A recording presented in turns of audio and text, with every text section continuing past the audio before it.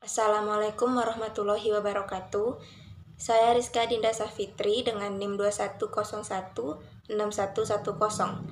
Saya akan menceritakan sebuah teks cerita fabel.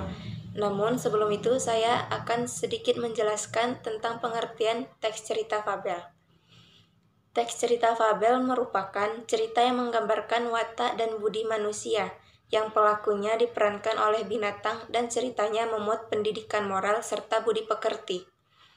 Cerita fabel sering disebut cerita moral karena pesan yang ada di dalam cerita fabel berkaitan erat dengan moral. Struktur teks cerita fabel yang pertama, orientasi.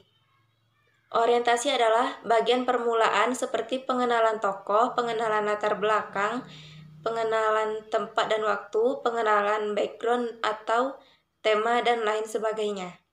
Yang kedua, komplikasi. Komplikasi adalah klimaks pada sebuah cerita yang berisikan mengenai puncak masalah yang dialami dan dirasakan oleh tokoh. Yang ketiga, resolusi. Resolusi adalah bagian dari teks yang berisikan dengan pemecahan masalah yang dialami dan dirasakan oleh tokoh. Dan yang keempat, koda. Koda adalah bagian terakhir dari teks cerita yang berisikan pesan-pesan atau amanat yang terdapat di dalam cerita fabel itu sendiri. Baiklah, saya akan menceritakan teks cerita fabel yang berjudul Rusa yang Angkuh. Lulu, seekor rusa yang sedang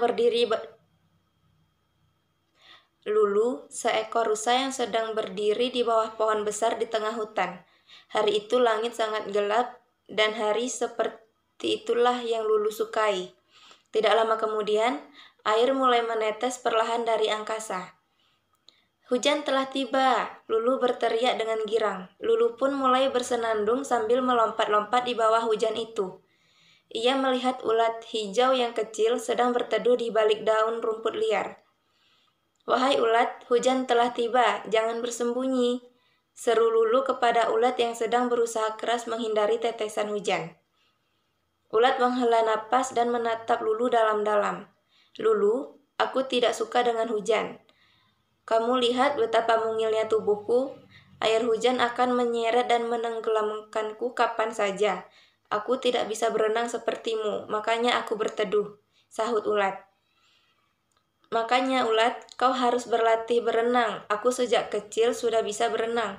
Masa kau tidak bisa? Berenang itu sangat mudah. Julurkan saja kakimu." Lulu menjulurkan kakinya dan tendang ke belakang seperti ini. "Ups, maaf, kau kan tidak punya kaki." Sambil tertawa, Lulu melompat meninggalkan ulat. Ulat hanya bisa menatap Lulu dengan kesal. Ulat tidak bisa berenang karena ia tidak punya kaki. Lulu kembali berseru, "Hujan telah tiba, hujan telah tiba." "Oh, hai ikan, aku sangat suka dengan hujan. Bagaimana denganmu?" Lulu berhenti di pinggir kolam dan berbicara kepada ikan yang sedang berenang. Ikan mendongakkan kepalanya ke atas dan berbicara kepada Lulu.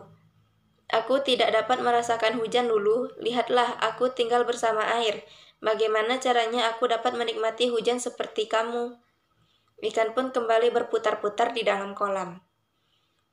"Hah, sedih sekali hidupmu ikan. Seandainya kamu seperti aku, mungkin kamu akan dapat merasakan kebahagiaan ini. Nikmati saja air kolammu, sebab kamu tidak akan pernah merasakan rintikan hujan di badanmu." Apa yang Lulu katakan sangat menusuk hati ikan. Ikan menatap ke arah tubuhnya yang bersisi, lalu kemudian ke arah tubuh Lulu yang bulunya sudah basah terkena air hujan. Ikan yang bersedih hati pun berenang meninggalkan Lulu ke sisi kolam yang lain. Lulu pun kembali melompat-lompat dan kembali bersenandung.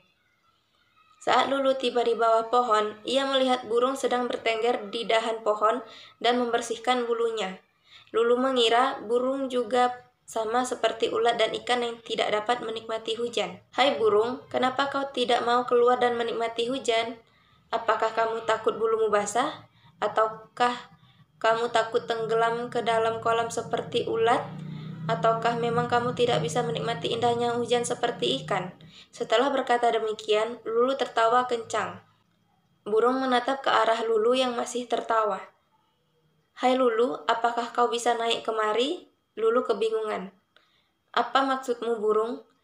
Apakah kau bisa memanjat naik kemari, Lulu? Apa yang kau maksud, burung? Tentu saja aku tidak bisa. Lulu cemberut dan menatap ke arah kedua kakinya. Lulu menyesal punya kaki yang kurus sehingga tidak bisa terbang. Lulu, tidakkah kau tahu bahwa Sang Pencipta membuat kita dengan keunikan yang berbeda-beda? Aku tidak bisa berenang sepertimu dan ikan, tetapi aku bisa mengitari angkasa. Burung berkata kembali dengan bijak. Itulah yang kumaksud, Lulu, kita masing-masing menikmati kelebihan sendiri. Ulat tidak bisa berenang sepertimu, tetapi ia bisa menyusup ke tempat-tempat kecil yang tidak dapat kau lewati. Ikan tidak dapat melompat sepertimu, tetapi ia bernapas di bawah air. Kamu tidak seharusnya menghina mereka. Lulu mulai menyadari bahwa tindakannya salah. Diam-diam, Lulu berpikir bahwa tindakannya itu tidak benar. Ia seharusnya tidak menyombongkan kelebihan dan menghina teman-temannya. Maafkan aku, burung, ucap Lulu seraya menatap sendu ke arah ulat dan ikan yang sejak tadi memperhatikan pembicaraan mereka. Maafkan aku, ulat, ikan, selama ini aku telah menyinggung perasaanmu. Sejak saat itu, Lulu mulai menghargai teman-temannya, dan mereka pun mulai menyukai Lulu kembali. Pesan moral yang terdapat dalam cerita tersebut yaitu, Tuhan telah menciptakan makhluk dengan kelebihan dan kekurangannya masing-masing. Jangan melukai hati dengan perkataan yang menyakitkan. Pada akhirnya orang-orang tidak akan mau berteman dengan kita. Sekian cerita dari saya. Maaf jika terdapat kesalahan kata. Wassalamualaikum warahmatullahi wabarakatuh.